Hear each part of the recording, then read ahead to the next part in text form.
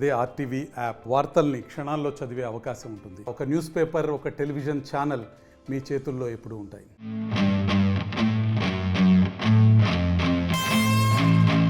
Britain parliament ఎన్నికల్లో రిషి సునాక్కు భారీ shock తగిలింది. ఆయన నేతృత్వంలోని కన్జర్వేటివ్ పార్టీ ఘోరంగా ఓడిపోయింది. కేబినెట్ మంత్రులు సైతం ఓటమి పాలయ్యారు.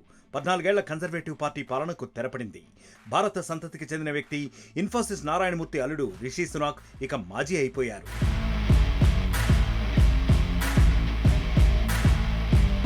ఈ ఎన్నికల్లో ప్రతిపక్ష లేబర్ పార్టీ చరిత్ర సృష్టించింది.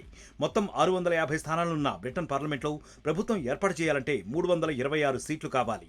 అయితే లేబర్ పార్టీ దాదాపు 400కు పైగా స్థానాలను కైవసం చేసుకుని ప్రభుత్వం ఏర్పాటుకు సిద్ధమైంది. Labour party chief Keir Starmer ప్రధాని బాధ్యతలను చేపట్టబోతున్నారు. హాల్బోర్న్ అండ్ సెయింట్ పాన్క్రాస్ స్థానం నుంచి పోటీ చేసిన స్టార్మర్ 18,000 ఓట్లకు పైగా మెజారిటీతో గెలిచారు. అయితే యూకే ఎన్నికల్లో లేబర్ పార్టీ ఘన విజయం సాధించడం ఖాయమని ఎగ్జిట్ పోల్స్ కూడా అంచనా వేశాయి. ఆ అంచనాలను నిజం చేస్తూ లేబర్ పార్టీ ప్రభంజనం సృష్టించింది.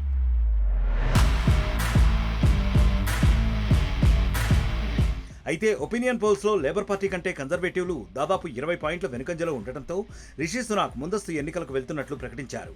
సునాక్ నిర్ణయం స్వంత పార్టీలో చాలా మందిని ఆశ్చర్యానికి గురిచేసింది. అయితే ముందస్తుకు వెళ్తే గెలుస్తామనే యోచనతో ఆ నిర్ణయాన్ని అమలు చేశారు సునాక్. కానీ ఆ ప్రయోగం విఫలమై ఘోరంగా ఓడిపోయింది conservative party.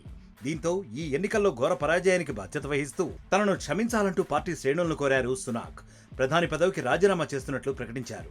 The Labour Party has won this general election, and I have called Sir Keir Starmer to congratulate him on his victory. Today, power will change hands in a peaceful and orderly manner, with goodwill on all sides. That is something that should give us all confidence in our country's stability and future. The British people have delivered a sobering verdict tonight. There is much to learn and reflect on, and I take responsibility for the loss. To the many good, hard-working Conservative candidates who lost tonight, despite their tireless efforts, their local records of delivery, and their dedication to their communities, I am sorry. I will now head down to London, where I will say more about tonight's result before I leave the job of Prime Minister, to which I have given my all.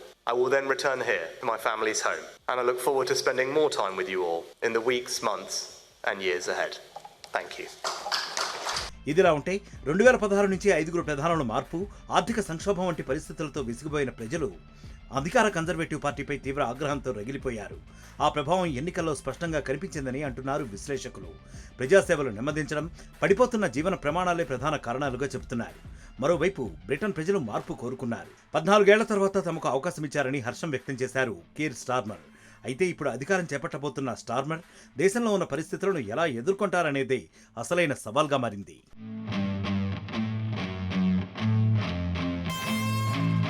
మరిన్ని videos కోసం channel ని subscribe చేయండి. Latest updates కోసం WhatsApp channel ని follow చేయండి. And link description లో ఉంది.